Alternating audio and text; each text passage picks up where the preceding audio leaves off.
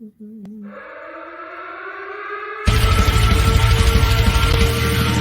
are standing by. Welcome to Chasing Prophecy Radio, where we discuss the unidentified, the unexplainable, paranormal, conspiracies, and much more. Starring your hosts and co-hosts, Jenny Nicasio, Sean Kelly, Trish Meadow, and Jason Sledgehammer Ryan Petro. Brought to you by UPRN Network. Now for your host, Jenny Nicasio.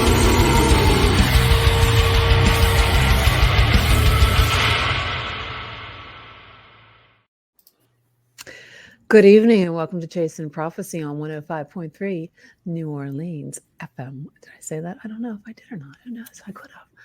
In New Orleans, we are live and we are in Pittsburgh, Pennsylvania tonight. We go around all over the place when we broadcast, but tonight we were in Pittsburgh, as you can see in this beautiful backdrop I have.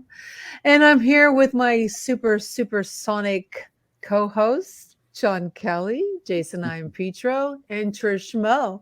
I didn't have my teleprompter, so I'm doing this myself tonight. Co-host? Co-host. Well, yeah, co-host. Yeah, you're co-host, right? Yeah, we're co-hosts. Yeah. Happy Torture Tuesday. Yeah, this is a Torture Tuesday one coming up. The gremlins already struck. Yeah. I hope not. Well, it's a little late tonight. We got a late start because Mike was going over, but that's okay. We're okay with that. That's all right. I'm ready for bed right now, so we better set my timer. Like I said before, I have 2 caffeinated drinks waiting for me to keep me a busy day after the holidays. Did you guys have a great Thanksgiving? That was good. That was good. Nice. Yeah, it was good. It was good. You didn't burn the turkey, Trish? I actually didn't have to cook. I had there was a wedding in my family on Saturday that I planned and decorated and did the photography and everything for. So I had this year off on Thanksgiving. There you go. So that's good. It was nice to not have Jason, to cook. how's your new truck coming along? I just brought it home a couple hours ago. So and Jason's in his new studio. Yeah, that's his new studio. That's my new studio behind me, piano. Augie. Yeah, Augie wanted to know where I'm at. I rebuilt the studio, so this is it. Pretty cool. We'll start getting back into recording stuff. Yeah, absolutely. Someone's with the in Maryland. sunglasses and the hair up like this and shit. Yeah, it's a sexy mug. Man, Sean, you should do that to your hair. Put some gel up and spike What's it up. left of it? He doesn't have enough. Get a haircut. Oh, come on. Yeah. Haircut, that'll take you about 2 seconds. It's too long now. Oh, Just take some beard trimmers and trim it. Let Jason do it. Yeah, come on over. I'll do it for you. Free of charge. Free of like charge. it, I promise. Yeah. Well, we have an exciting evening tonight. We got some topics to talk about, and we got a guest that comes on it, which is sponsored by Carnation on our second hour. We have John Moore, and we'll introduce him to about 10 o'clock hour, the bewitching hour. Gary said using air in your shampoo. Well, that's not nice. That burned my head. That's That's You'll rude. be just fine. That's rude. That's very rude. But anyway. Yeah, it is. No, yeah. Tell him, Sean. Yeah, it's rude, Gary. Hey, the bald look is what's in now. Yeah, mostly. it is. And you know what else is in? What's Dad bods. You know that. What? Well, that's because Dad it's bods. wintertime. Dad Dad. bods. Yeah, dad bods are in, man. Well, yeah, because it's winter. Dad bods are in Trish, every what do you think about the dad bod? Tell the truth. Tell the truth. I have no. I've been in every phase physically in my life myself, so I don't really judge people's, As long as they have a sexy heart, that's Yes. all that Yes. matters. and keep you warm at night, right? Yeah, that's Yeah. all that and matters. mind. Exactly. Good conversation is a plus. Although I was just thinking about this earlier, the guy I'm dating, bless him. I have a lot of respect for guys who date psychics and witches because they just don't know what they're getting into. So, That's the same with Italian women. because it was this last week with the full moon and the lunar eclipse and the new moon, we always talk about different energies and how they affect us and stuff. So we'll just be, randomly somewhere, and I'll start channeling something, or like Cool. a car accident or death, or That keeps the relationship interesting. It keeps the fire lit too. You always bring in something, channeling in something. God only knows what you're channeling. Huh? Yeah, well, yeah, definitely. that's what I was gonna say. Years ago in the past, before I protected myself against such, I did have a few men leave me because they, saw a demon or something. Like, it's no big deal. But Now they saw a demon, or you saw a demon? well, we both did, but it was in my presence. So Okay, so you were dating a witch like they or would a date psychic? me. No. It was because of me, because I attract that, and You attract so demons now. this was years ago, before I Cleanse realized yourself. protect myself Right? from that. Yes. And so, yes, many of them that would start, going to church the next day, religious. Oh yeah. At least you brought him back to God, huh? Yeah, break out Yes. the holy water. Yeah. If Bring I back was Plus, the I'm dating, psychic, so I mean, it's really hard to yeah, it is. get It away is. with anything. Yeah, it Yeah. really is. There's Really is. we need to be a psychic these days because there's a lot of crazy stuff going on out there. The latest one that I found very interesting, and because I like the stars and the moon and planets, is that NASA, they're en route to try to, I guess, intercept or blow up as an asteroid that's coming towards Earth. Did you guys hear about that? Yeah, I heard Yes. about that. Hasn't that been going on for like the last 20 years? Yeah, you're right, Jason. This Yes. particular one, I don't know. I know that NASA launched a double asteroid. What is it? Redirection test. It's called DART, DART. Okay. I'm gonna read this little article. Mission on SpaceX Falcon 9 from Vandenberg Air Force. Am I saying that right, Sean? Base in California on November 24th. I do believe they're still out there. I know I just saw a Google. Oh, who knows if it was an old one, but they said something about Monday morning that they're doing this. I don't know if they actually blew. Did they blow up any? I said No. Wait, they was didn't that blow anything yet. today? They're supposed to do that? Well, I'm looking at this article that was just released today. I don't know this particular one. Well, and the only reason I ask is because I had a dream last night. I woke up this morning really early, like 5-6 o'clock, about a hawk or a falcon that was injured and like the earth. Oh, I don't know about that. All I know is that they said that the asteroid doesn't pose a danger. Now, how would they? How the hell do they know that shit? Well, I don't know, because they said that the probe will smash into. This is called Demorphos. Was it from a credible website? Yes, it's all over the internet, and there's actually a live YouTube video for NASA. They said it's a 12-hour orbit. This probe will smash into. They're calling this asteroid Dimorphos, DIMORPHOS,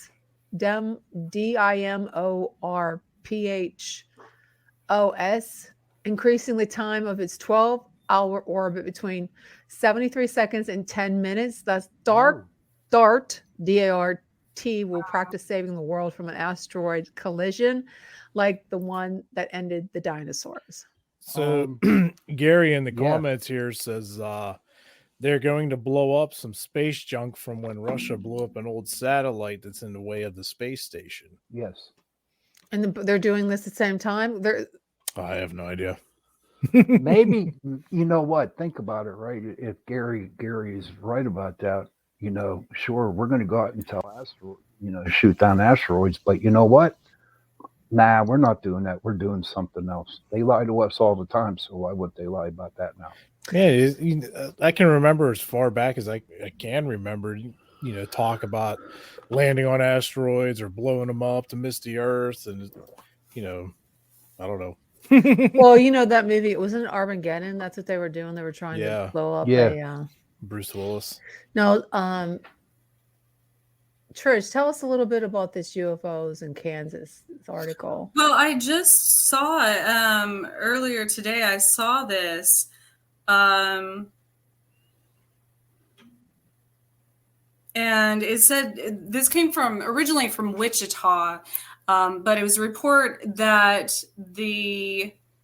an unclassified report from the government, and they just discussed in detail 144 different sightings. And now I don't know if that's total in the US or if that was specifically over Kansas and the Midwest. But I guess they're trying to, come up with different and analyze and come up with the statistics of how many planets might be in the universe or galaxies, things like that. So, but at least they're admitting it now. So they're just pulling the wool over our eyes. That's all they're doing. They're lying. They're lying. Are there more witches in Wichita than other places? How long do you have to wait to make that up, dude? I just got that sent to me. I had to talk about it. Well, it's funny because all of Wichita, when you drive through there, they have that big airport, or not airport. They manufacture airplanes, but they have the big airport there as well, and it's called Spirit Airlines. And I always think that's funny because I'm like, that's clever. Mm-hmm. So how many witches are out in Wichita? I don't know. Riding the Spirit airplane. That's in the southern part of the state. So I don't go there often. What do you think, Jenny? What's your conclusion? Jenny, you're muted. You muted yourself. Jenny, you muted yourself. Hello, Jenny. Hello, Jenny. Hello. Oh. Okay. I guess she unplugged herself or something. No, hit the mute button on your computer. It says you're muted. Down in the corner. Down. Okay. I was looking. Oh, hallelujah. I was looking for I found a video. Let me see if I can pull it up. I found UFOs in Kansas. It was five days ago. Let me see if I can bring this one up. But after I get to these stupid ads that they have. Okay. Oh, here we go. Okay, I found something that we can watch about go ahead. Oh, well, there's a group that I've been wanting to meet up with near here and near Kansas City, who actually supposedly make contact with extraterrestrials and such. So that's interesting. Bring them on. Let me see if I can pull this up now. Are you ready? Yep. Wish I can figure out. I'll have to figure out how to make this big. Are they coming to Kansas? Some say yes. Well, Zach Martin spoke to a couple Kansans who say they have seen UFOs, and he took their thoughts and videos to an expert. That's new at 10 tonight. Zach? Jeff, Emily, since June, when the government released its report of 144 cases of unidentified aerial phenomena, the sightings of these UAPs, they're going up everywhere. If the Department of Defense is willing to confirm that happened, I think perhaps people see it as an avenue towards, well, maybe my story is true too. Nick Adanasio works at a space museum, but in his free time, he's a UFO enthusiast. We don't know how many galaxies there are in our entire universe. And so if each one of those has hundreds of billions of stars, and each one of those stars might host a couple of planets, there's so much that could be out there. Earlier this week, KSN was sent this video from viewer Jackie Espinoza showing a weird object flying through the sky. And it was right outside my house. And we were driving home and my husband was like, "What is that?" After doing some research, Espinoza says she found out it wasn't a UFO, but something she was always more fearful of than a UFO, an asteroid. Felt completely justified in my fear. I've always thought that it was irrational up until this point.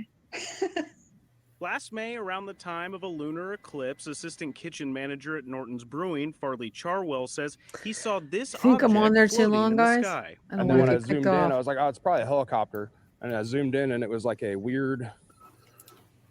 What if it's just comets? Looking thing. I don't know how to explain it. Like, has like... When's Haley's comet come back around? Charwell says no one has been able to convince him yet that it's something other than a UFO. There you go. For our viewers and others that think they've seen Yay, thank you. Bye. Hello, Boots.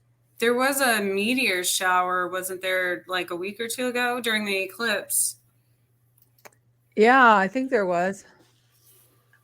Hi, Boots. It's probably just a matter of time before, we start getting just pummeled with asteroids from the asteroid belt, just stuff flying off and finding its way to the Earth. Yeah. I believe they try to intercept them all the time, way bigger than we even realize exist, just so it doesn't cause mass panic, Well, you see a flying object coming down on your ass, you're dead. So right. Would you rather get smashed, like have it smash you, or would you rather it hit the ocean and then you drown when the wave comes in? Ooh. Hey, Doreen said Halley's Comet comes back in 2061. Well, I'll be dead. Me too. Yeah, you will. I probably will be too. Well, Gary said, whatever happened to the conspiracy theories with Jesse Ventura? I don't know. I haven't heard anything about him. Any of you guys have any thoughts on that, Jason? I'm not a fan of Jesse Ventura. He was a wrestler. Who are you a fan of? You. Oh, jeez. Oh, jeez. You walked right into that one, honey. Yeah, you did. And Trish and Jason. Trish, okay. Yeah, so, okay. Four radio people walk into a bar. Okay, let's move on to the woman who was freaked out. A woman freaked out after capturing a photo of a chinless ghost at the scene of Ashar. Police and said this is in the UK. Now, I'm going to bring this picture up. Please I don't know. To me, she says, I'll read a little bit of the article before I show it to you. Lisa Todd took a spooky photo on November 15th at about 3:40 p.m. outside the Bridget Gate Council office. This is like we're talking in the UK, okay? And there was like I guess there was some kind of altercation with a police officer, and she didn't see, when she took the picture, she did not see this apparition until after she was home, and it totally freaked her out.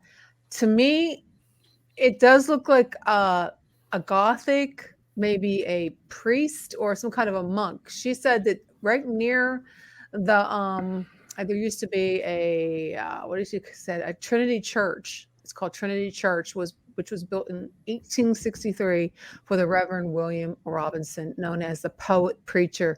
And I bet you could actually look him up on the internet. So I'm going to go ahead and we're going to let Trish go first and see what are your thoughts on this. But let me pull it up. I'm getting them. Why is it got to be chinless? Well, she said she didn't see a chin. So I'm going to see if I can bring it up. Let me see if I can make this bigger. Let's see because you can't even see it. Where the heck did it go? Oh, let me bring it up more. Okay, where is this? Okay, where is the article? Woman, okay. No, I don't know if you can. Let me see if there's a smaller picture. Probably the smaller picture. You could probably see it better. Let me see. Now, do you see this thing right here? Yep. This was not in the picture. When she took the picture, she did not see this with her naked eye. This is after. And she swears up and down that it was not there. But if you look at it, it looks pretty darn, that it looks like it could be something from, let me see if I can bring this up. I don't think I can make it any bigger. Let me see if I can. No, do you see the? Yeah. I see a chin. So I see a chin too. I just think the girl was nervous about when she saw that picture. But she said it wasn't enhancement. She said she did not enhance it in any way. Well, let me ask you this question, Jen. Would you be freaked out if you took a picture and saw that dude standing there? Hell yeah. But she didn't see it. Yeah. So does it look like it could be like a priest or like a Well, preacher? first off, what is the vehicle? Is that like looks like a truck. Looks like a van with something, because you got There's the the guy police standing on the officer left. right here, I think. This is the police officer. It's like where they put prisoners in. I think it's death, to be honest with you. That looks like death. Like this guy is waiting for that prisoner to get out so he can take his life. And I'm not messing around here. That's the first thing I got when I picked up. Trish, what do you think? What do you got? I don't think it's I don't. All I keep getting from that is it's not a real photo, or it's not something's not. You think it's fake? You think it's a fake one?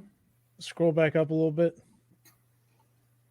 Now I'm not going by the picture itself because I can't see very well as far as the pixels or anything like that. I'm not going by a scientific method, but that's I'm not really sure. Intuitively, that's what I get from that. I want to see what else this article says that what could have been.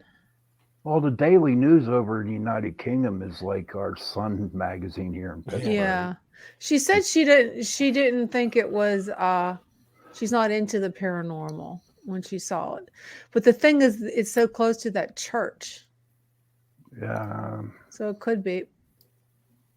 How about people in our audience? What do y'all think it is? Yeah, what's everybody else out there think? Yeah, come on, Doreen. Scroll up to the other picture, not that one so much. Because is it just me, or does that picture just like look weird, like the quality of the photo? That's your department, brother. I don't know. To be honest with you. Here's a bigger. Okay, that's the whole top. Wait a minute. Stop right there. Right there. Right there. Stop. Yeah, like look at the figure. The figure, like the way it's just like overlaid in front of the vehicle there. It's something's just not adding up. I see what you're getting at. Like there's just something odd about this. Yeah. You know, because like look at the door. Like they're on the side. Their lower half of the body's on the side of the door, but the upper half of the body's like in front of it. You know what I mean? Yeah, and the door's distorted. Yeah, this is a I get a very different feeling, you know, when I read pictures, and there's actually spirits in them. It's a very different.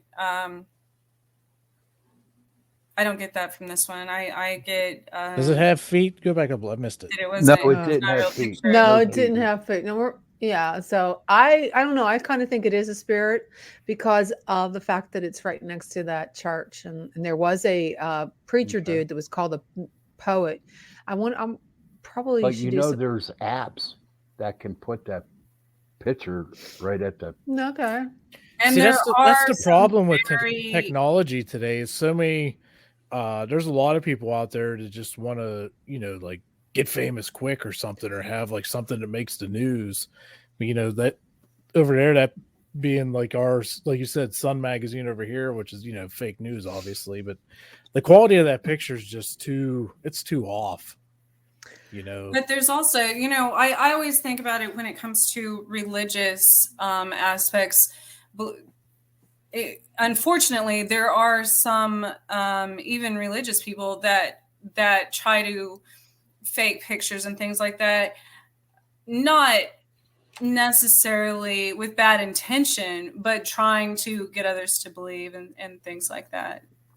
I've come across that a lot. I'm not saying that specific one, but just to keep in mind. And yeah, have you guys ever heard of the Saatchi poltergeist in the UK? It's called but Saatchi. I know what a poltergeist is.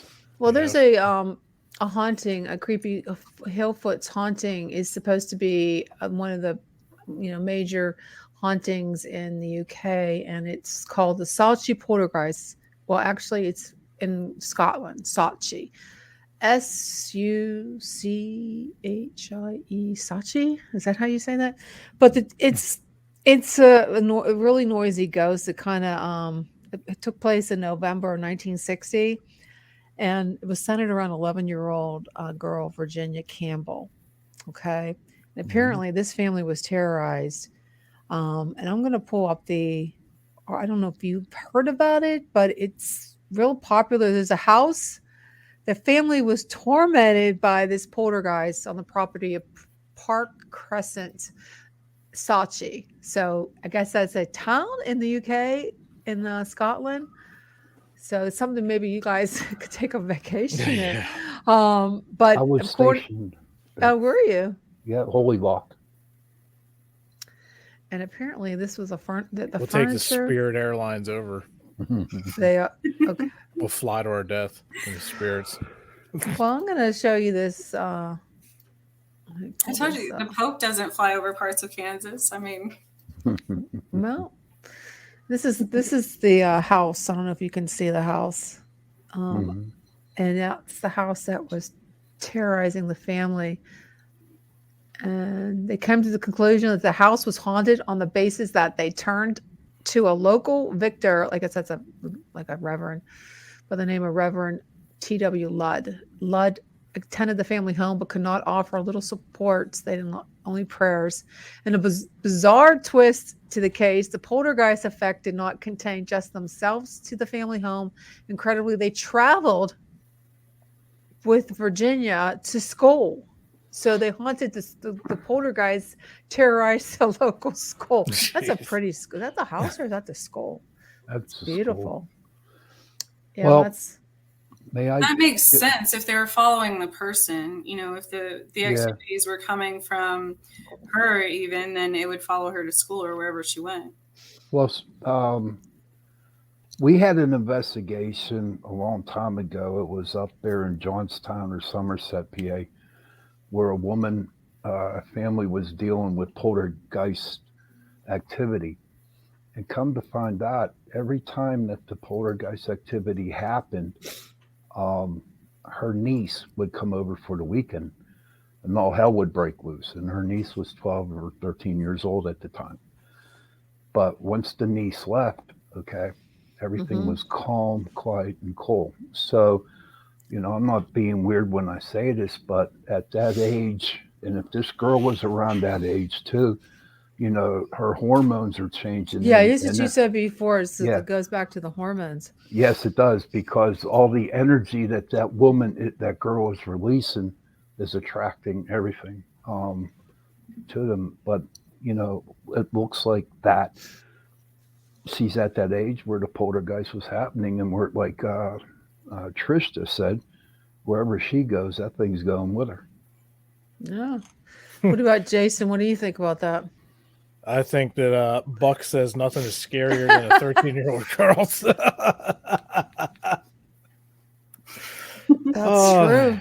I was crazy when I was 13. I swear I was. Nowadays, man, they're nuts. Yeah. They're crazy. Well, you know, dealing about that with shit? the poltergeist that, you know, we had here in the house, Mhm. they're just something else. It's not like your normal spirit or ghost that most people encounter.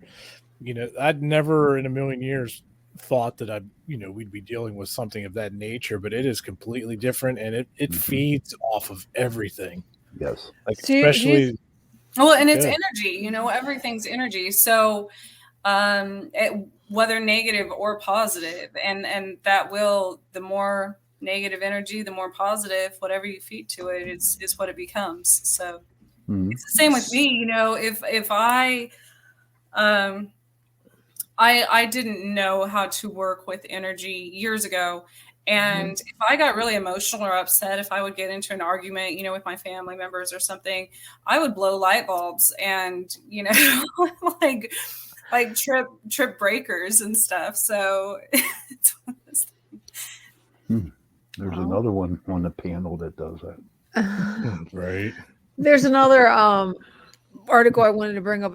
Scott's ghost hunter wants to reunite a soldier's Bible with a family after it mysteriously appeared in her home. Now, apparently, this paranormal family, they have up in the attic. Apparently, they had a lot of activity. They'd go up the attic, they used the attic, and all of a sudden, it mysteriously appeared. So I don't understand. Like, you know, what's weird is when it comes to the paranormal and creepy stuff, it's either attics or basements. Yeah. But why would it? How could it like never like the first floor or the second floor? It's always the attic or the basement. Or did movies just get us into believing that the basement's the scary place? Well, probably. I think both of those places are often so. I have two theories about this. One, a lot of rituals are done in basements because it's closer to the earth, and it's surrounded by earth.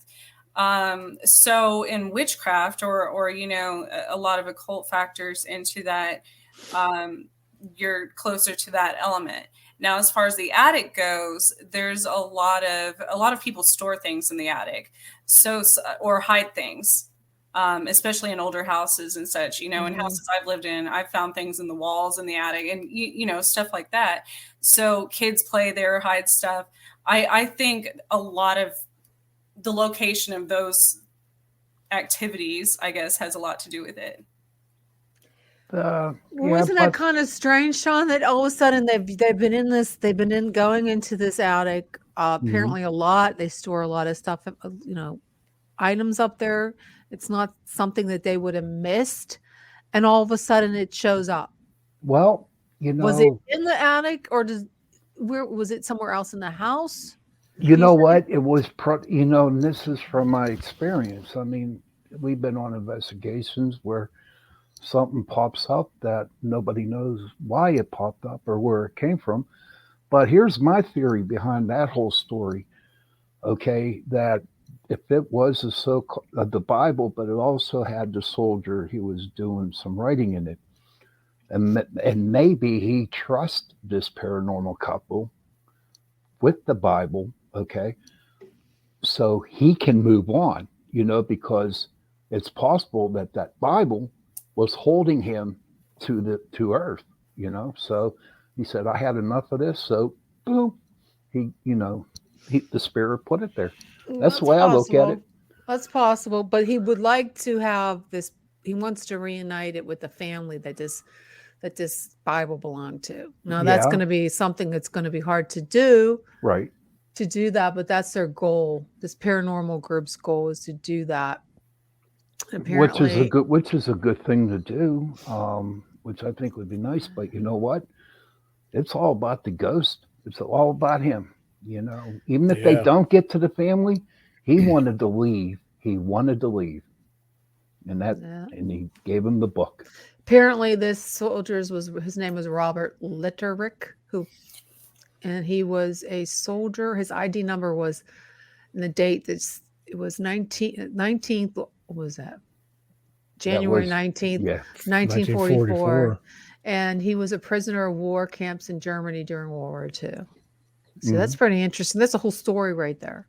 Yep. That would be great if they could actually reunite this Bible to the family of this person.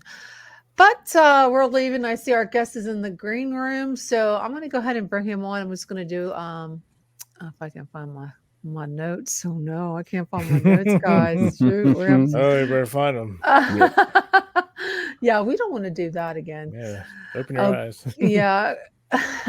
Well, we're our guests tonight, and I hope I don't mess this up because I don't know the proper term for it. But John Moore, we have him as a guest for our second hour, which is sponsored by Carnation. Thank you so much, Carnation, for sponsoring the second hour.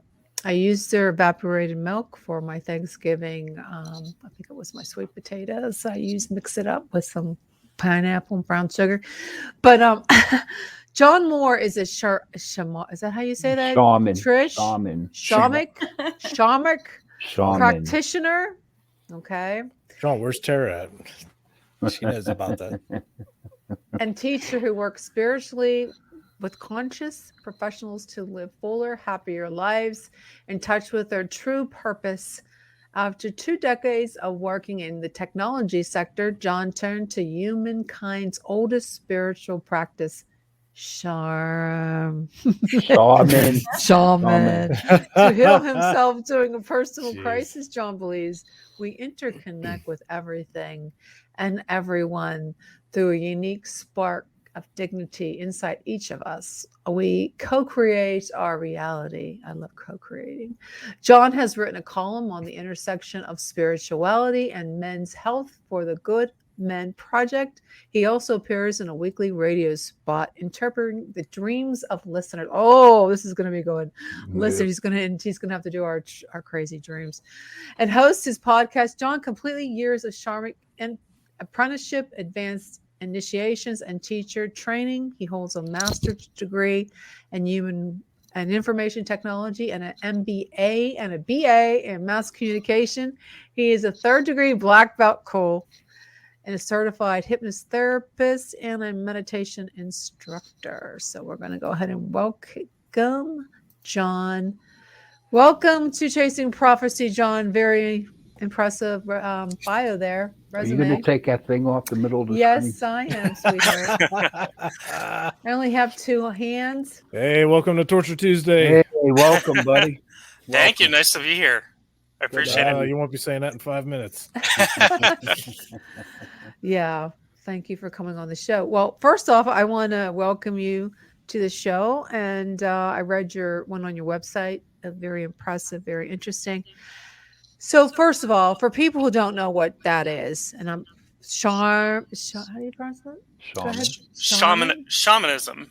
Shamanism. Now, how does that actually work? And echo somewhere. I'm not sure where it's coming from. But how does that work, and what exactly is it? Yeah, so shamanism is kind of a spiritual worldview combined with some really old spiritual techniques that we think go back at least to the Paleolithic era. We have cave paintings depicting people doing shamanic things from 30,000 years ago. And so the way that we work, if you're a shamanic practitioner, and there are shamanic practitioners in every culture all over the world, it's something that's fairly universal, is that we use altered states of consciousness to access spiritual realities and we work with helping spirits. We do lots of different things, which could be healing. We could be helping people with information. Obviously, I teach shamanism as well. I almost had a hard time pronouncing it myself. So I teach as well. Yeah. You're funny. So what got you into being a shamanism? We're all drinking tonight. Yeah. What got you into it?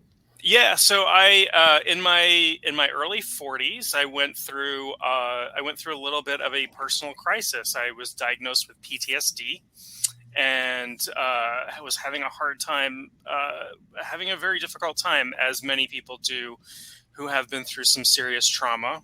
And I've long been a very spiritual person. I meditate. I've done obviously martial arts my whole life, and very interested in personal development.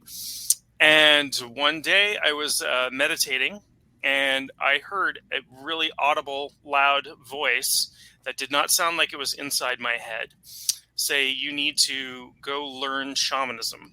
And I knew nothing about it. I knew zero about shamanism. And I live in Maine, right up in the northeast of the US. And I'm like, well, I don't live in Peru or Mongolia or Siberia. How is that going to work? And as it turns out, there's a huge shamanic community here in the state of Maine, and some of the best, widest regarded teachers in the world are here. So it worked out, and I have, and I got into it only for my own purposes, to work on myself, and things led to other things, and now I work with people as clients. I work with people as students, and really enjoy sharing what I've learned and what I've gone through as well. Cool. So, go Trish. Me? Yeah, you. So I also have, I'm a certified clinical hypnotherapist. I started doing these things. I just turned 40 this year, but I would say a few years ago, and I've kind of been on this journey all my life. I grew up in southwestern New Mexico, and I was around a lot of the ancient, native burial grounds, a lot of the cliff dwellings, all of those things on the Arizona border and in the middle of the forest. And it just kind of, shamanism is something that I've recently delved into because I kind of was drawn to it naturally. So it's really interesting to me to hear other people's perspectives of how, and stories, how they started on those journeys. It's interesting you mentioned going back to the paleo period of shamanic origins. I just learned this maybe a week or two ago, when a lot of people in Kansas, it's hunting season, and I actually went on kind of a spiritual nature retreat for a few days during this last full moon. And I kept seeing paleo. Well, I have eaten a paleo diet for quite a long time after I got Lyme disease. And, people have always told me that many healers get immune suppressant diseases because that's part of them not knowing their purpose and blocking it and everything. But I learned that some of the original, where I came from, the Paleo Indians of the American Southwest date back 10,000 to 12,000 years ago.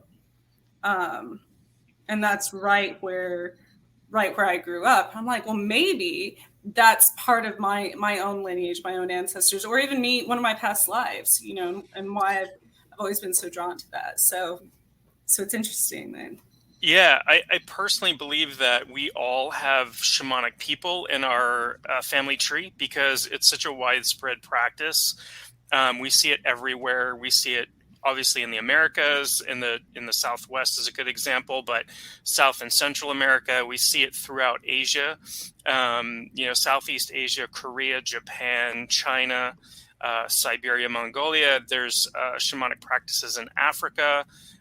Australia, which is the oldest continuous human culture, right? Something like 70,000 years. We don't even know, but something like 70,000 years. They're a shamanic culture. So even if your ancestors are, like most of my ancestors from Western Europe, they were at one point shamanic people.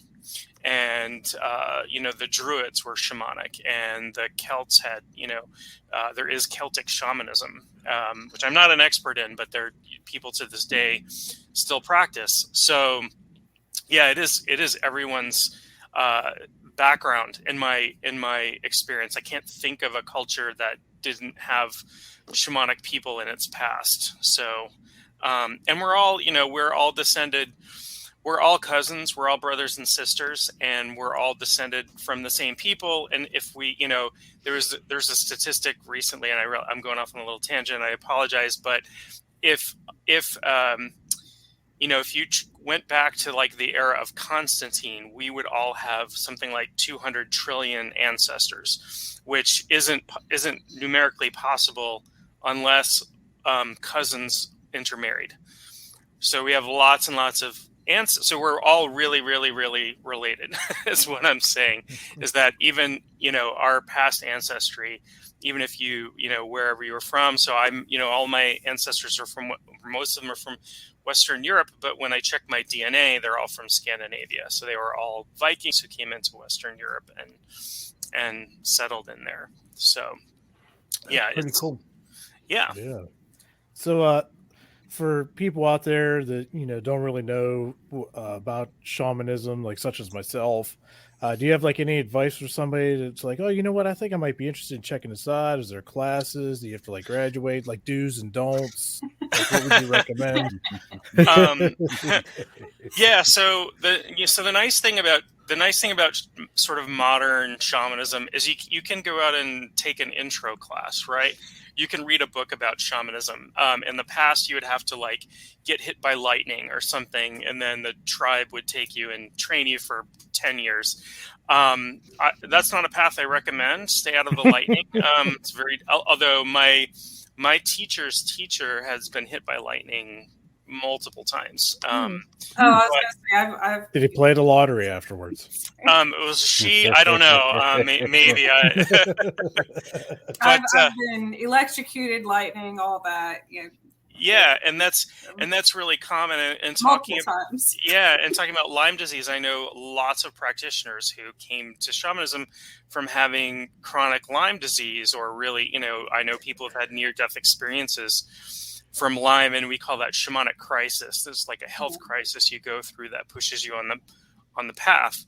But if you're interested in learning more, you can, there's tons of resources out there to look it up. And, it's not a path for everybody. It's not an easy path. It's not something like, I'm going to try karate out for a week. But you can go take a weekend class and learn some of the basic practices and decide if it's something if it's a path you want to jump into with both feet, or if it's kind of not for you. It's a little harrowing. I almost quit my very first day of my apprenticeship, which thank goodness I didn't, but I've been doing this for many, many years after that. So pulled myself up by my bootstraps and kept going. Now, see, for me, like when I first got into like the ghost business, how many years ago, Sean? Oh, many, 30. Oh, and but one time, and it was crazy. I walked into a bookstore, okay, and it was a metaphysical bookstore, and I was looking at books, and this book literally jumped off the shelf, and it was Black Elk. Oh, yeah. Lakota Sioux Shaman. Okay. Yeah. And I'm saying, okay, I need to get this. And so I went home, read it, could not put it down. Could not. And from that time on, studying Black Elk, okay, and the Lakota Sioux, religion and their spirituality, at one time, when I would meditate myself, I would meet, Black Elk. And then I've learned, so I understand completely. But here's the way I look at it. If you're supposed to be, directed into the shamanism, I think spirit leads you. I don't think you have that choice, because I know I didn't have a choice. Spirit said, you're going to go do this and this and this. So I believe that if spirit wants Jason to be a shaman, then Jason would make that adjustment, right? And not realizing what's happening. That's the way I look at it. Like with the Lyme disease and stuff, that's said to be when shamans aren't answering their calling in life. They continue with these illnesses and stuff until they finally get, and that's exactly what happened with me. I was pretty much dying. I had heart attack after heart attack and strokes and all these other things until I did my shadow work and started, getting through all of those blockages and stuff. And now the Lyme disease doesn't affect me as much, but the older I got, it's like this, I was ignoring this, I was ignoring those signs, and I didn't have a choice, Right. So I have this working theory that I call a slap in the face from the universe with a wet fish. So that's a good description. Right. So it's just as you described, Sean. It's the spirit is turning up the volume. They're sending you signals and turning up the volume little by little. Okay, I'm going to ignore that. I'm going to ignore that. I'm going to ignore that. And if you've ever read anything about Joseph Campbell's hero's journey, right, which is Star Wars is based on that, and Dune is based on that, and Gilgamesh is all of these old and new things are based on it. There's always a call to action that the hero ignores in the beginning, right? And then something happens that they can't ignore. In Star Wars, Luke's aunt and uncle get killed by stormtroopers, right? And so there's always this call to action that gets ignored, and then the spirit turns it up. And the hero's journey is actually an allegory for shamanic initiation, which some people don't realize. But if you follow what the hero's journey is, all of these stories from time immemorial are basically describing the process of shamanic initiation. That's an inner voice. Yeah. And we ignore that, but the spirit will turn up the volume until it has to slap you in the face with a wet fish. That's how I write all my books, The Hero's Journey. Yeah. Okay, I'm still a little confused. Like, how, like you said that you trained to do this. I mean, so if you have an inner voice that somebody's telling you to do something, like years ago, I was going through a rough time, like a depression, when my brother died, and I went out into my garden, and I as a Catholic, I would do the rosary, okay, and it was all of a sudden after I did the rosary, after I just sat there and was meditating, I heard an inner voice, like you said, and it said, "Make a garden." Now, would that be something like that, or is that Mhm. like a spirit Yeah. like telling me to do that? Um, Yeah, absolutely. and how? That But is how do you know that's your calling? If you want to do something like I know what I used to meditate doing Edgar Casey meditation, where I Mhm. would heal. I would use the white light, and it would, so I know somebody that was ill, and I would take my light and wrap it around them to heal them. Is that something like? Is that Kind of. sort of like charm or not? Yeah, it's definitely there are parts of Edgar Casey's work where he always worked in an altered state, which is very much the way that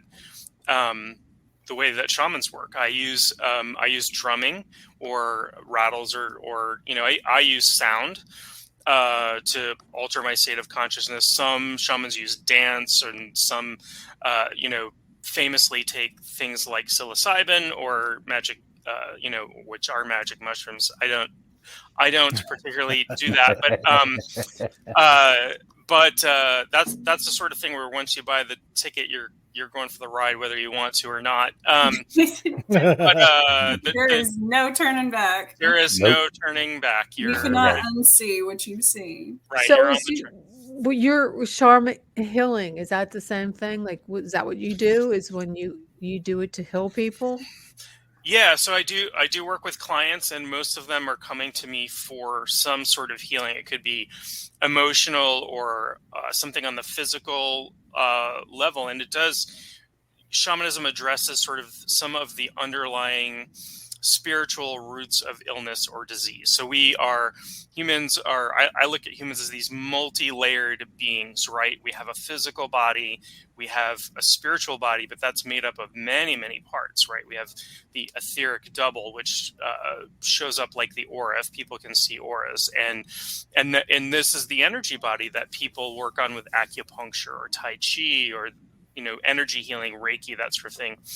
Shamanic healing does work at that level, and it also works at this kind of deeper level, which is the soul, what we call the soul body or the astral body, which is a little subtler than the energy body. And one of the major ways that, one of the technologies, for lack of a better term, that shamans have is called soul retrieval, and that is a treatment for trauma. And shamans forever have had to help people through traumatic experiences, recovering from trauma. And this was my own path into shamanism. And I did it. I did it for my own healing, but Spirit said, "No, this is your path now. This is what you're doing now. You don't really have a choice." And so that, to me, was my indicator that I was on the right path, because I wouldn't have. Nobody's going to. It's sort of like martial arts. Like, I trained in martial arts my whole life, right? And I see a lot of people, they'll sign up for a week, they'll come to classes for a week, and they'll never come back, right? But some people stick with it for the rest of their lives, and there's like a calling for that. And the people that drop out, that's fine. It's just not their thing. And it's the same thing with meditation or shamanic healing or what have you. If it's your path, you're gonna know, and the universe is gonna kind of push you onto your path. You're gonna stay doing it, yeah. Yeah. Well, with me right now, like I telling you guys that I was in the business for 30 years, and I work with spirit a lot. In fact, that's all I do. And I mean, there was a couple of times where I wanted to be a human being. You know what I mean? I wanted to be human, which what means is that I didn't want to do this ghost stuff. I didn't want to work with spirit. I wanted to go out and be a regular human, be a regular Sean Kelly. But you know what? Come to find out, spirit would not let it happen. And that's the truth. Yeah. I mean, no matter how far I went off the path to do something that I wanted to do, being normal, he always would throw shit in my face, and then I end up coming back. And I said, okay, boom. So sounds like me, keto. In shamanism, how do you deal with, like, what do you think about like modern medicines, being the shaman and practicing healing? What's like your viewpoints on modern medicine practices? Yeah, I think people should take advantage of everything they possibly can, right? And so, if if somebody were to come to me with a broken arm, for example, I'd be like, well, go get your arm set and then come back to me, and then we're going to work on creating some spiritual conditions under which your arm can mend better. So I don't. I utilize modern medicine. It like everything, it has its pluses and minuses.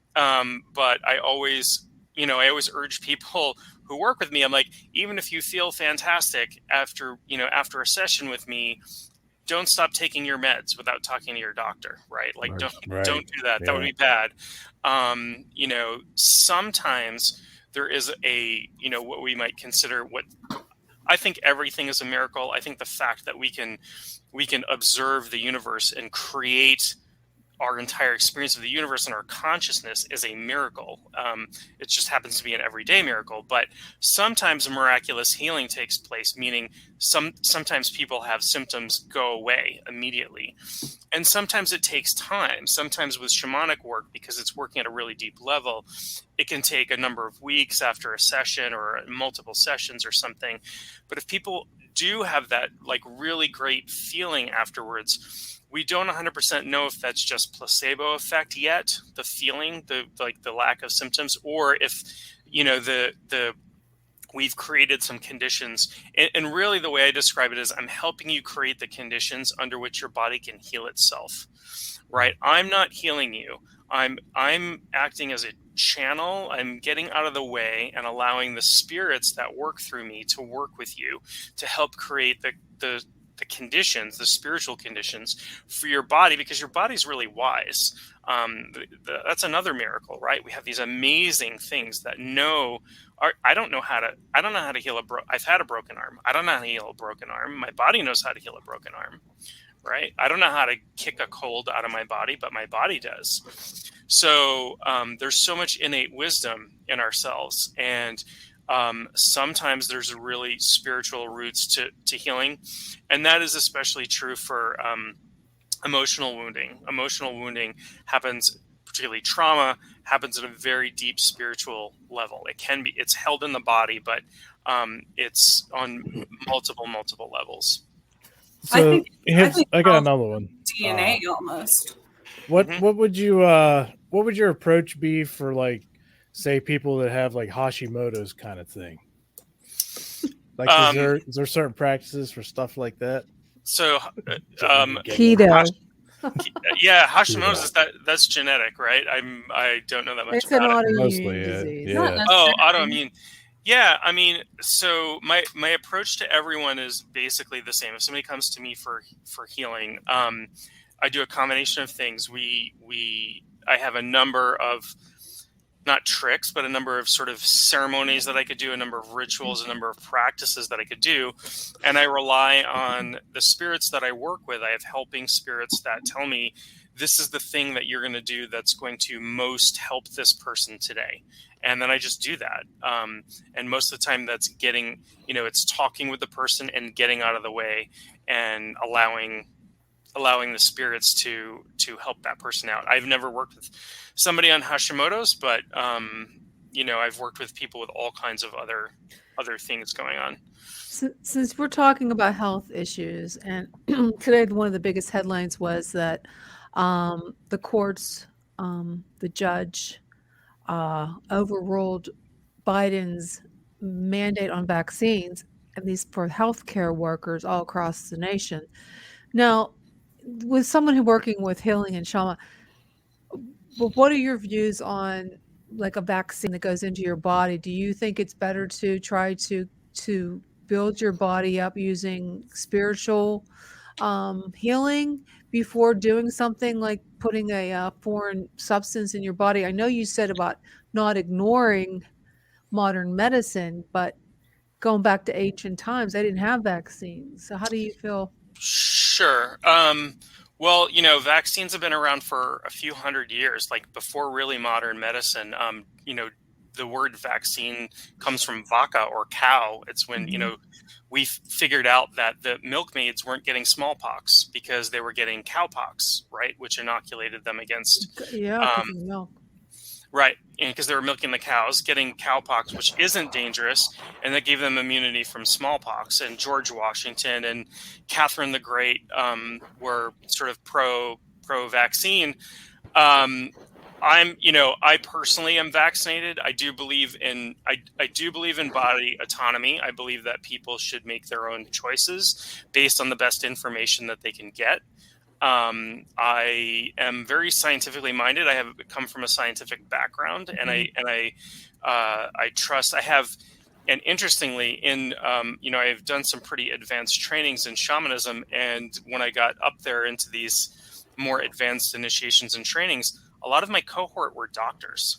They were physicians, modern, I've had, everyone from anesthesiologists, surgeons, whatever in my training cohort. Now, these aren't people who are out practicing shamanism with clients, but they are really combining that integrative medicine is actually a field of study these days for doctors. They can study these complementary therapies.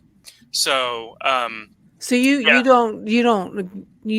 appreciate it, like you don't use just natural healings like smudging yourself and taking minerals and like roots, like natural healing. Yeah, I mean, I do. I mean, I do all of those things. So you're integrating modern medicine with take advantage of modern medicine too. Like you said before, get as much as you can. Right. Why not do everything? It's like if you have a car, right? There's the expression firing on all cylinders. You've got 6 cylinders of your car, right? You've got the mind, body, spirit, and all the different layers of spirit. If you're working on just one of those cylinders and 3 of them aren't working, your car's not going to work very well, right? So you want to fire on all cylinders. You want to take care of everything. So we take care of the physical, and modern medicine happens to be very good at that. I, for a long time saw a naturopathic doctor because I do appreciate natural approaches to healing. And unfortunately, she moved to Africa. But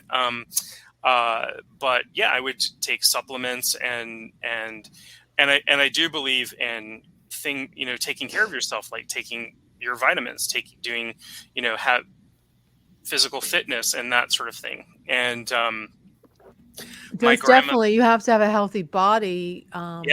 With the healthy mind, you gotta integrate physical activity. This is all good points. This is like real good points. You figure you exercise, you take meds, you take vitamins. You just do as much as you can. It all makes perfect sense, honestly. Using the modern medicine with natural stuff.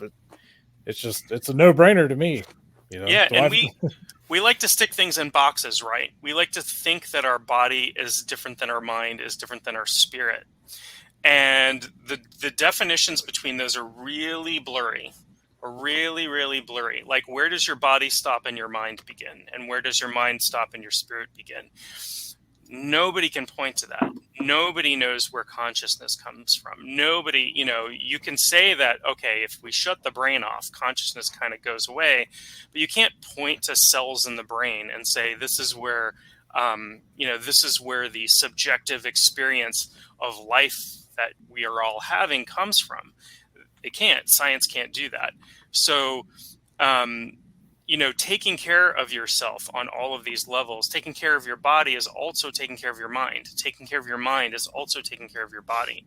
And so doing all of those things and taking all of those approaches, as we've been talking about, I think is a really great it's a really great idea. We have stuff. You might as well use use the things that people have been working on for a really long time. And, and modern medicine, it happens to be one of those. Yeah. All right, Trish, you're up. Do you believe in the quantum healing aspect of what you do? Isn't that a sort of type of quantum healing? Yes. In fact, a colleague of my teacher, so somebody who's a generation ahead of me, did some seminal research recently, PhD research that's been published, where she was doing shamanic healing with people and hooking them up to to EEGs, to quantum EEGs, and there's entanglement going on. And there's a big study that just came out where they did, over 500 shamanic practitioners, hooked them up to EEGs and hooked their clients up to EEGs, and they were their brainwave states were completely unique, very close to what people are doing when they're on psilocybin, but still somewhat unique. And their clients were going into the same state of consciousness, even though they were not shamanic practitioners. So there's entrainment that's happening there, which I think is happening on the quantum level. And I think consciousness is quantum as well, because it's non-local, right? It's not just in your brain. We feel like it's in our brain, but consciousness is everywhere. Collective. Yeah, for sure. What were you going to say, Trish? Yep. Oh, no, I was just going to ask, I know, do you find that it's kind of a struggle with modern technology nowadays? I know, for example, with myself, I live in the city now, in the middle of the city, whereas which is very hard for me, it's temporary. Not that I can't do it, but I lived, out in the country for forever. But do you find it hard with all the Wi-Fi and 5G and power grids and all of that? I find it very much a struggle, more so now than ever before, to kind of overcome that, to help others, because I have to keep myself Right. well to help others. So Right. Absolutely. And it's the whole airplane analogy, right? You have to put your mask on before you help anybody else with theirs. Right. So if you don't keep yourself healthy, you're not going to be able to do that. I live in the country for the same reasons I lived in Boston for 20 years. And,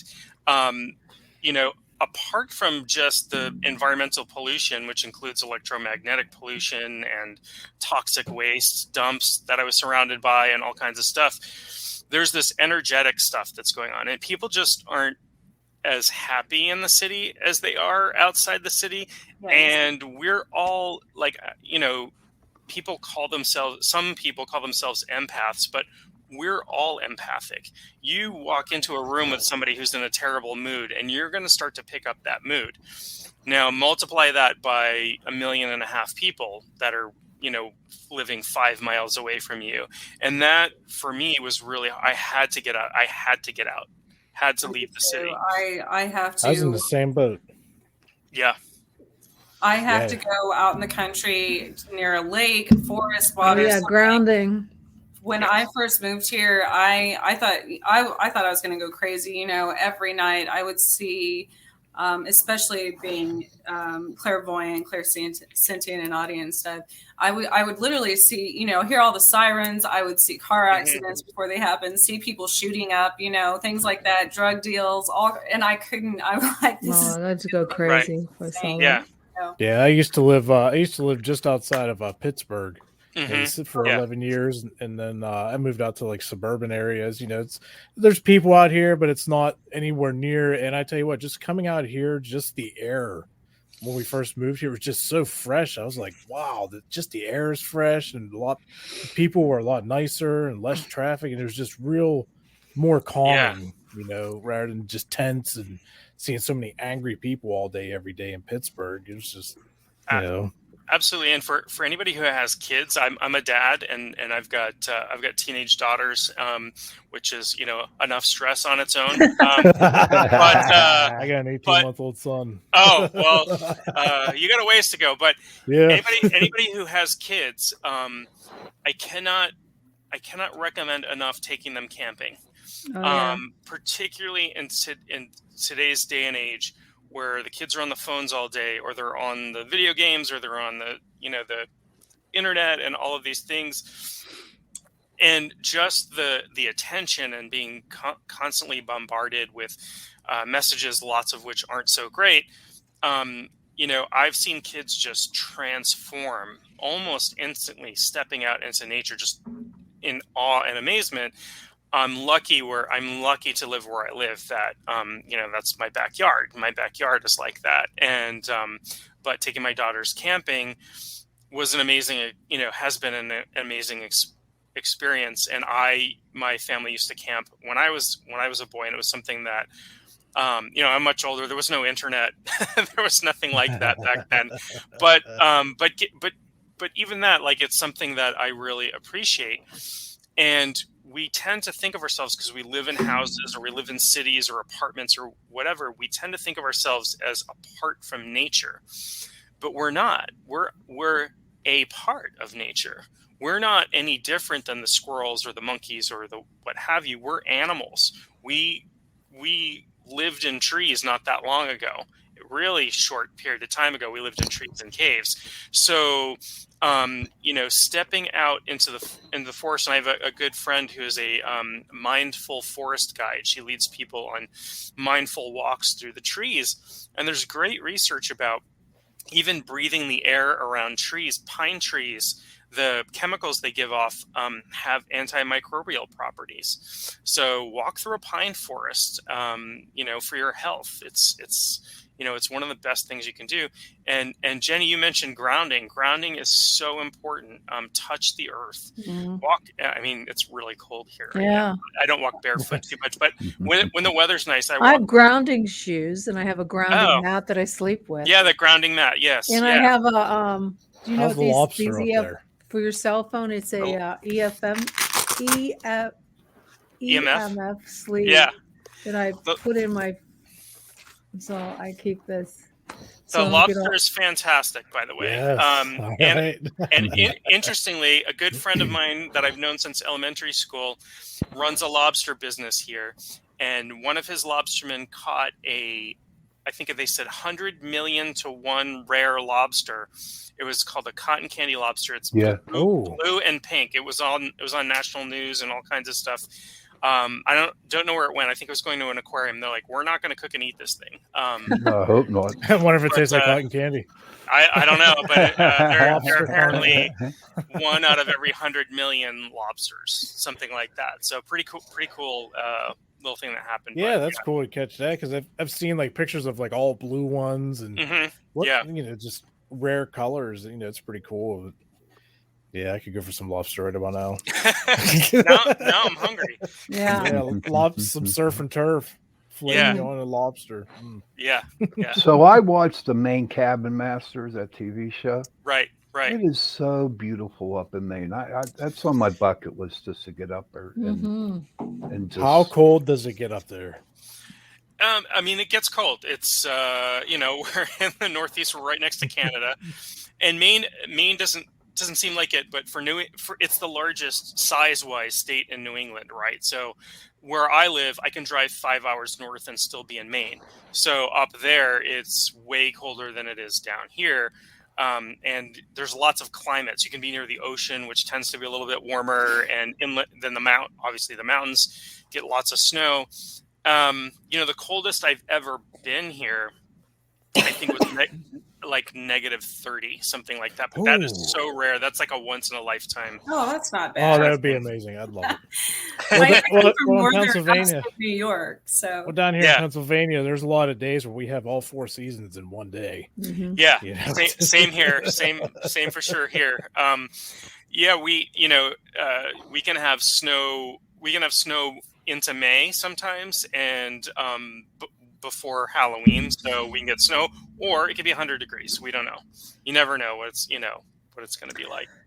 John, let's talk about your dreams. When you were talking about you can interpret people's dreams. Trish had an odd dream. Maybe you could talk about that, Trish. Yes. I have crossed, I guess spirit animals cross my path, or I cross their path, one or the other, every day, and I pay attention to that. But in my dream, it was either a hawk or a falcon that was injured, and I kept helping it fly away, and like I would nurse it back to health and fix its wing, and it would fly away, and then it would get injured again and come back.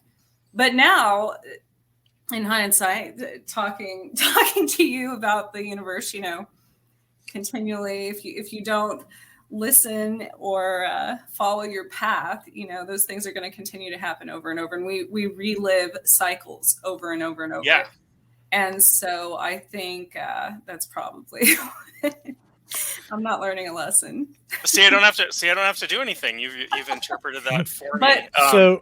Yeah. She had mentioned Falcon and NASA intercepting the asteroid. So I thought that was interesting, because a lot of times, obviously, with my beliefs, as above, so below, even things in my personal life, there's something symbolic in my personal life. There's something symbolic in my own city. There's something symbolic nationally, universally. There's always something greater than just within myself or pertaining to my own life. So that was the second thought I had, was because one of those, the Falcon 9 or whatever it was called, was it broken or something happened to it while trying to intercept one of those asteroids? I don't remember. But I thought that was interesting, because that would be one of the symbolic, universal, I guess. Maybe. So, I don't know. So I got a on dream interpretation. I'm curious to see your standpoint on this one, John.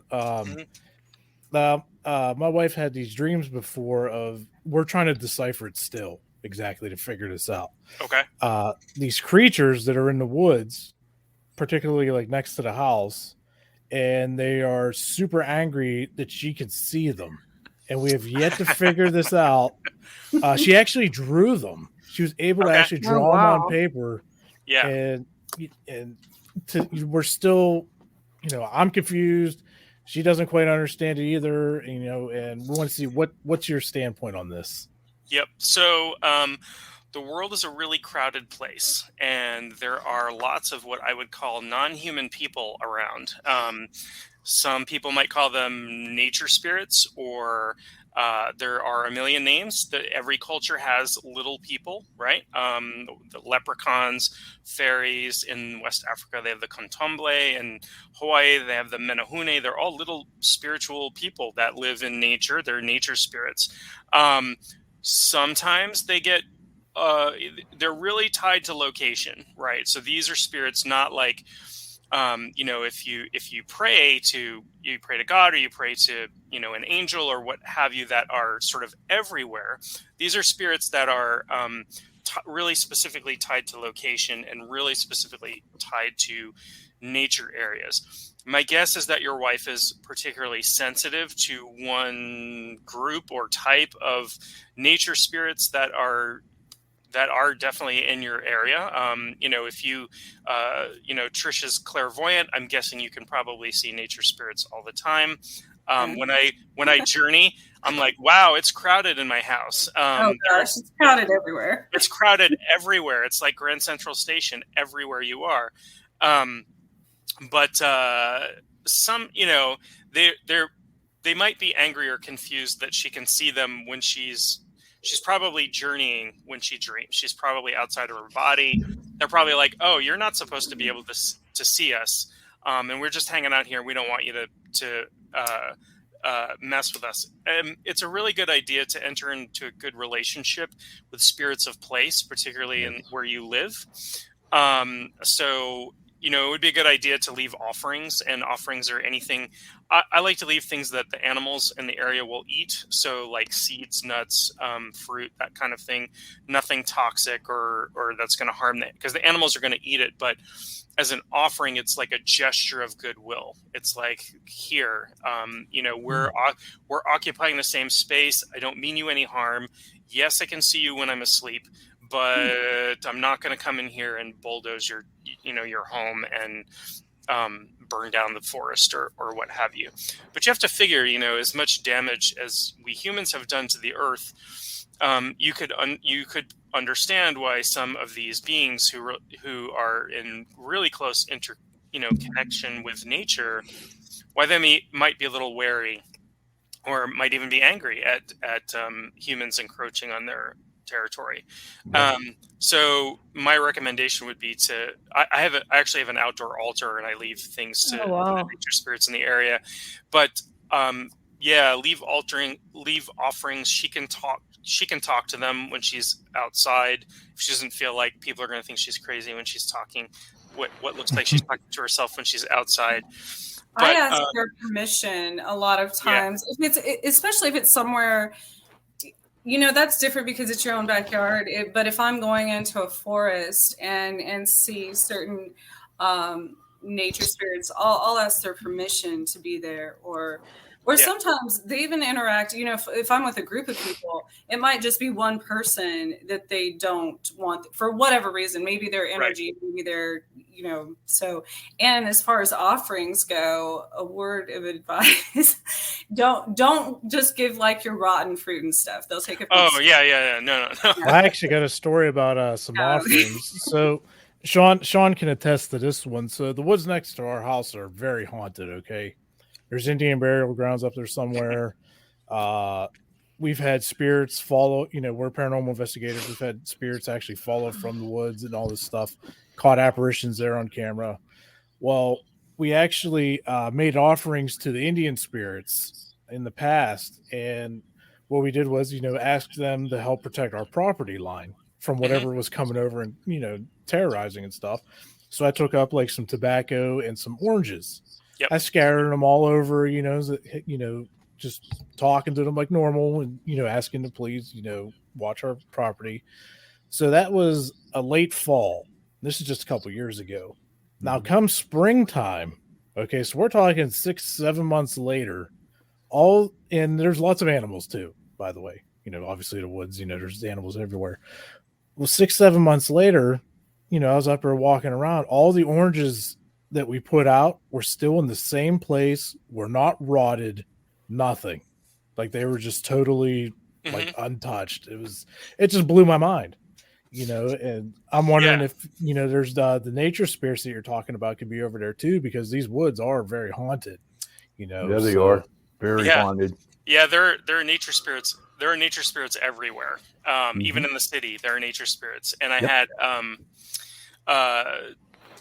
kind of a little bit of a funny story about that. One of my very first experience with nature spirits, I was training in Boston martial arts. I was down in a basement dojo with training with a partner. My teacher was in another room, and all of a sudden I see about a 3 foot tall little green man run through the room and run right through the back wall. He looked solid. He was in a hurry. Went right through the back wall. And I thought I'm losing my mind. And my friend who I'm working out with turns to me and goes, "Did you see that?" And I said, "Well, what did you see?" And then we both described the same thing. And then a couple minutes later, my teacher comes in the room and says, "What happened to your little friend that just ran through here?" So he had seen it from the other room. So all three of us had seen the same thing. And that's, now I know what that is now. I had no idea back then. This was many, many years ago. Did he have a box of Lucky Charms? He did not. But no, I'm just kidding. He was wearing clothes, and he was greenish. Like he had sort of a greenish hue to him when I saw him. And I was not in an altered state at that point. Well, no. Well, to think about it, if multiple people doing your Tojo stuff, there's a lot of energy that's put out when you all do that. Correct? Right. Yes, absolutely. So this little green dude, man, was just like feeding off that stuff. You knew he's been busted by your teacher, right? Right. So he's like trying to get the hell out of it. Yeah. Just like in the paranormal world, ghosts, they feed off of our energy and equipment. We've had equipment batteries just die instantly, so they're feeding off us and equipment. So it makes sense, with whatever that was. I have had so much electrical and mechanical stuff go wrong. Amen. During train, I had the transmission. I had almost new transmission go out in my car. My radio tuned itself to a different station when I was driving back from a training weekend one time, and I was married at the time. I'm no longer married, but my former wife was like, "Would you stop bringing people home with you from training?" Because she would wake up in the middle of the night, and there would be somebody standing over the bed just watching us sleep. And I was like, "I'm sorry, I can't help that." We're doing this work, and like we're putting off all this energy, and these spirits are like, oh, I'm gonna follow that guy. So yeah, I've had stuff move in front of a room of 20 people. Pretty cool stuff. Yeah. Well, I like to share this story, and I've shared it many times on the show, but you haven't heard it yet, so I'm going to share it to you. All right. When I divorced from my wife, I was living over in Pleasant Hills, and it was an apartment complex, and they had like big, where you plant fruits and vegetables and stuff like that. Garden, community right? garden, yeah. So I told, go ahead, hey, listen, I don't know, I'm intrigued with you. I am, and that's hard to do. But I was out there in April with my son, okay, and all of a sudden I just saw all these little bright sprites go flying around. You know? Yeah. It was like, am I high or what? And my son saw them too.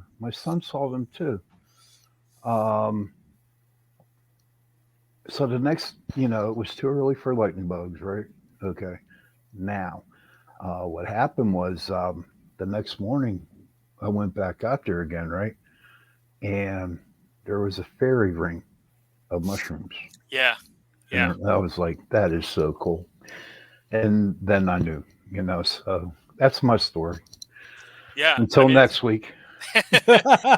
It's that's such it's a good experience. It's a good story. It's like stuff like that happens. It's why in the British Isles they have what's called the fairy faith. There are people to this day that still leave offerings for the fairies, and they're what they call cunning folk who work with the fairies and have for forever, for that sort of thing.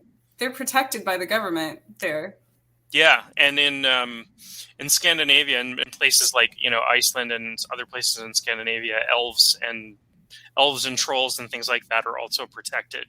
Mm-hmm. So yeah, and my working theory, which seems to be true, is that we live in this physical world, and it's like I'm old enough to remember overhead projectors, like in school. Yes, we didn't have video monitors, right? And they had plastic sheets, or the old books where you had like the anatomy books where you would have like the muscles, and you'd pull the plastic sheet over, and there would be the skeleton underneath that. So we live in this world that's like a plastic sheet on top of many, many levels of plastic sheets, right? The physical world is either the top or the bottom, depending on how you look at it. And there are these other layers, and this is where these other beings sort of reside, but it's not a pure separation. And some of them live very, very close to the physical world. Nature spirits and ghosts, if I guess live, it may not be the right term for that, but these spirits exist on this level that's really, really close to the physical world. Sometimes sometimes we can peer over into the other plastic sheet, and sometimes they can they can bleed through, and that's, you can photograph them or record them or experience them in a garden, that sort of thing. And once it starts happening to you, as I'm sure all of you have experienced, it doesn't stop. There's something to that, something to be tuned in and able to perceive these things where they perceive you back and they show up for you. What's really cool is when they trust you. You know what I mean? Yeah. When they can trust you. And what's really crazy is, I'm not saying that I was attacked or nothing like that, but there were a lot of mean little people hanging around, and all the little good people were helping me out with the little bad people. Yeah. So they're different, I don't know what the right term, species or races of spirits. I don't have a better word for it, but so many different.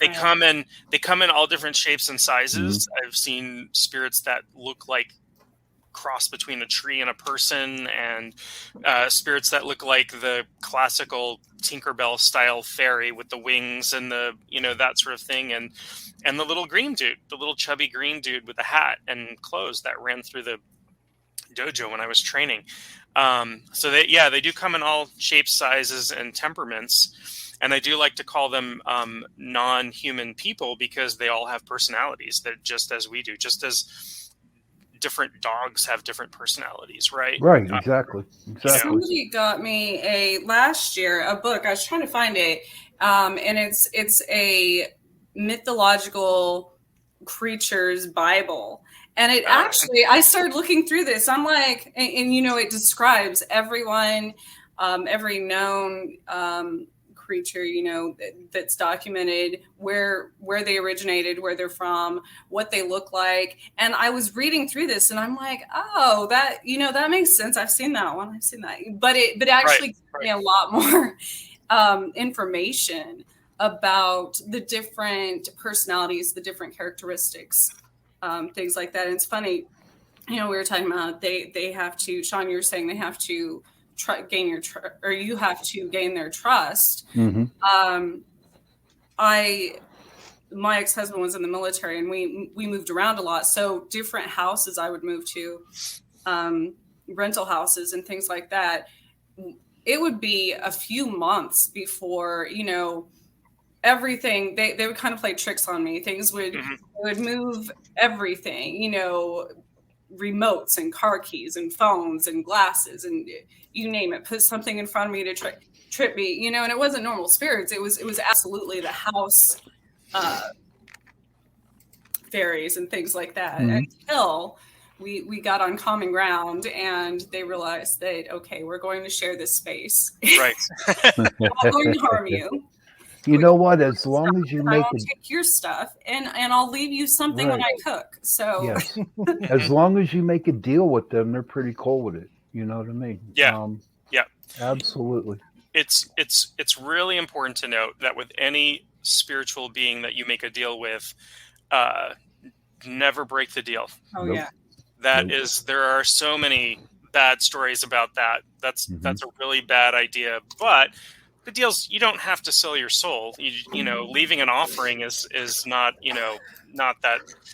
And leaving out food when you cook, food is a great offering. The spirits can take, because there's a spiritual component to everything, they can take nourishment, even though it's physical food. They can take nourishment from that. They can take energy from that they need to live. And certain spirits like certain things.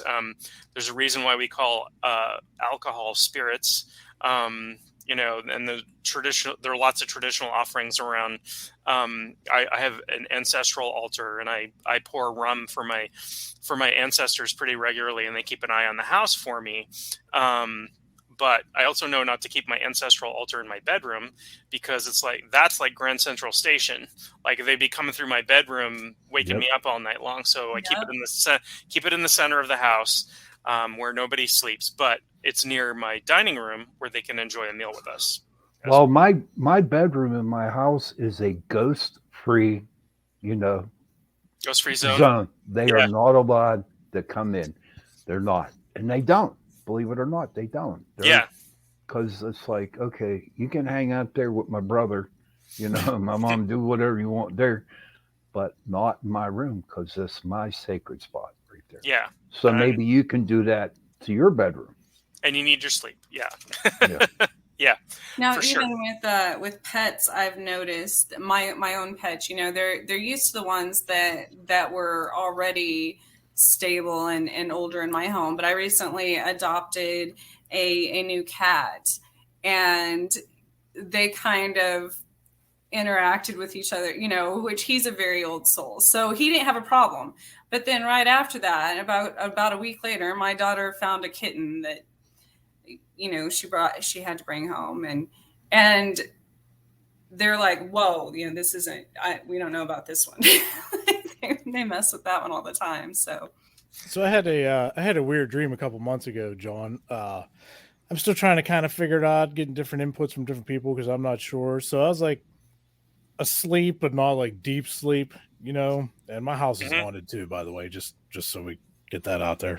Sure. But so I was laying there, and I heard what sounded like I would say probably like a 9 or 10-year-old girl's voice, just real loud, said, "Wake up, they're here now." And I jumped up, in bed and I'm looking around and I heard all this like creaking around on the floor and stuff like that. I'm trying to figure out like what's the meaning behind that? Who I still can't figure it out. So I think you were probably hearing a spirit, and she might not have even been talking to you. But especially if you heard the creaking around, there were probably a bunch of spirits, and somebody was wake up there, or maybe she was talking to you. Wake up! They're here now. Look. When you're kind of so when you're in that half sleep, half awake state, either when you're going into sleep or coming out of sleep, it's very, very close to what you would be doing when you were being hypnotized. Like the state of the brainwave state is very, very close to that. And normally you're also pretty close to REM sleep there as well. And so spiritually, you're really open. Spiritually, you're open to sort of pick things up, sounds, sights, feelings, sensations. So my feeling is, rather than a specific kind of meaning, it doesn't sound like it's a lot of dreams are metaphorical. So if you dream about a falcon, for example, that might be a metaphor for what's going on in your life. But this sounds to me like you were hearing spirits. Okay. So I think that's probably the case. And I don't know if they were ghosts or nature spirits or some combination thereof. Probably some form of ghost if they were speaking. Nature spirits don't all speak English. That's the other thing to remember about them. We tend to think, because we see in the movies, all the leprechauns and everybody speak English, but they have their own languages as well. Yeah. I love leprechauns. I believe in leprechauns. There was I had a nasty dream actually right around the same time as it. I think it was right before, like a day or two before that dream that I just talked to you about, where something, I don't remember what it was like choking me out real bad. Okay. I I woke up and I couldn't breathe. My face was buried in the pillow, and then I go to the restroom and I had like a red mark on my neck, like if something was like choking me out. That freaked me out a bit. Yeah, you might want to set some protection up in your bedroom. That's a few months back. Yeah, quiet since, but if it continues, you might want to. There's some things you can do to set up some protection in your bedroom. If they keep interfering with your sleep or that sort of thing. But if you're getting marks on your body that are replicating things that are happening to you in your sleep, it might actually be some physical phenomena coming through. That's the first time that's ever happened. Yeah, that can be shocking. I've been touched, pushed, and slapped by non-physical things before. It can be shocking until you get used to it, and then you're like, leave me alone, cut it out. I'm doing something. Sometimes they do it in a loving manner, though, and that's yeah. No, they don't. No, they don't. Oh crap! No. Mm-mm. I figure it out like this: we're invading on their space, right? So we do not want you here. So I'm going to push you, kick you, bite you, scratch you, do whatever I can for you to get the hell out of here.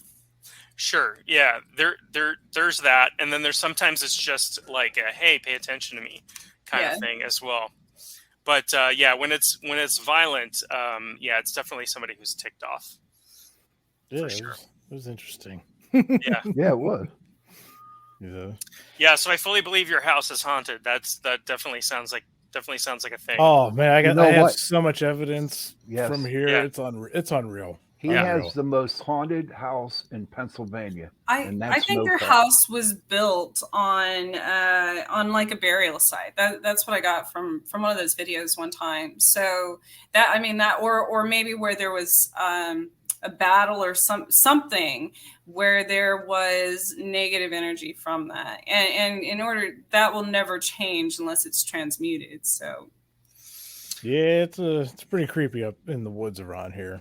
Yeah. Much. The other thing that can happen, and if you know anybody who does dowsing, they can douse for what's called geopathic stress, which is it's like boundaries of things that happen underground. So like, if there's an underground stream running under your house, it can create this real sort of energetic rift that stuff can kind of come through. And somebody who's good at dowsing can pick these things up, or somebody who practices shamanism could journey and on your property and pick these things up as well. And there are some things you can do about that if that is the case. If there's if that's one of the causes. Sometimes I do space clearing and house clearing and land clearing ceremonies when people are having trouble with paranormal phenomena, and I was asked to assist with a place that had been a brothel in the late 1800s on the seashore, and it was like in Journey and in Middle World reality, it was like staring into a tornado. There was so much bad stuff going on there. I'm like, I'll do what I can, but there's some stuff that needs to be corrected here. There was just so much going on, I think, between all the really bad energy that was there from the people that had been there, but there was also some geological stuff that was happening underneath as well. Seems Jenny's having some problems here. Yeah, she can't get back on again. she got so, booted out. You know what? None of us have control of the show.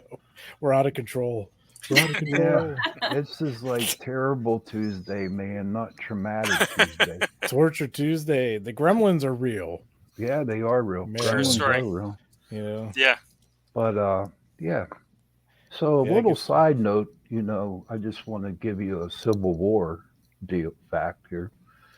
Do you know why prostitutes were called hookers back in the 1800s? Oh, here we go.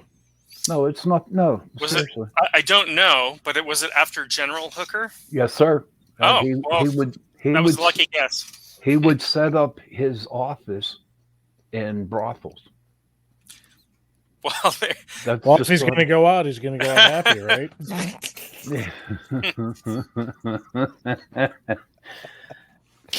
So what, John, is your goals from now? Where do you seeing yourself in the next 10 years? Oh gosh, in the next 10 years. So, I'm really starting to teach more and more people from around the world and work with people from all over. I have clients in Norway and the west coast of Canada and all kind of things. So I'm really branching out, but I'm also trying to push a little bit of, there's some really traditional shamanic teachings, and I'm trying to bring some new things in as well. So I have a background obviously in martial arts, and I have a background in information security, and I have a background in shamanism. And so I'm actually I'm writing a book at the moment on called Shamanic Self-Defense. So it will be sort of a spirit. There are lots of books on spiritual self-defense, spiritual protection, psychic self-defense, but there are none from a shamanic standpoint. That's So I'm working on that. I'm working on probably turning that into a class as well. So that's sort of short term. 10 years down the line, I hope to sort of. Oh, Jenny's back. Welcome back. Technical issues, tell you. Wow. It's about that time. Yep. Let's see. We're good for another 3 minutes, Jen. Well, John, for anybody that wants to get a hold of you or learn more about what you do, can you let everybody know how to get a hold of you or websites or anything you have? Yeah, my website is mainshaman.com. That's Maine, the state, M-A-I-N-E, shaman, SHAMAN.com. All my stuff's there. I've got, the Instagram and Facebook and YouTube channel and all that stuff. So, but the website's the one, you can go there and get everything. If you can't get enough of me, or you want to throw, or you have too much of me and you want to throw tomatoes at your monitor, you can do that too. Hey, John, thank you for being on. Yes, the show thank you. Yeah, thank you. It was a great show. And I'm going to friend you on Facebook. Yeah, we appreciate it. Facebook. Absolutely. It's been a real pleasure. I really enjoyed talking to all of you. Good. I'm glad. All right, buddy. It was All a right, pleasure talking to you. Yeah, thanks for being on the show. Absolutely. Okay. Sorry about that, guys. I'm not sure what happened. I think my connection to my mic is too loose. It keeps popping out, and then I couldn't get in at all. As you say, none of us have control. I'm sorry. Don't worry that about was it. a It's good all show. good. That was nice. John is very knowledgeable. Very good. Yes, he It was, very, man. very I'm interesting. excited to read his book coming out. That's something that's always Yeah. I was impressed. I was impressed. Yeah, definitely. It was a good show. Well, you guys have any investigation coming up next week? No, but we have our Christmas party coming up on December 18th. Oh, where's that at? Down there at Three Rivers Karting. Down there in that. Where is that? Is that in Harmerville? Where is that? That's down in Leedsdale. Leedsdale. Yeah, Leedsville. down 65. Up on the other side of Sewickley. Yeah. Yeah. Have a good down time. around that area. Just good. great. Yeah, come on down, Jenny, and join us. Yeah, Jenny, go down, ride some go-karts. They're fast too. They're electric. And once you get a little more experience, they crank the juice up a little bit. You can really tear around the track. Yeah, I'm a big guy, and they move. I'll tell you They that. do move. I was like, this thing ain't gonna go fast. I was like, holy smokes! These carts are this small, and you got Guy Jankua sitting in one doing. It's fun. Yeah, I'd get whiplash. All right, guys, it's 11:10. Yeah. So thanks again for tuning in to Chasing Prophecy. We'll see you next Thank you, week. everybody. Happy Torture Tuesday. Have a great weekend coming up. All week and weekend. So Yep. okay, let me just find that. Oh, we don't have a. Oh, geez, I can never find. It's just there's just so many videos on here to try to find the ending. I can never find it. Oh well. Sorry about that, guys. One of these days, Jason and Sean's gonna have to take over the control because I can't manage to find. I can't find any. I cannot find the end. Well, here it is. Wait, we'll try this one. Oh, here we go.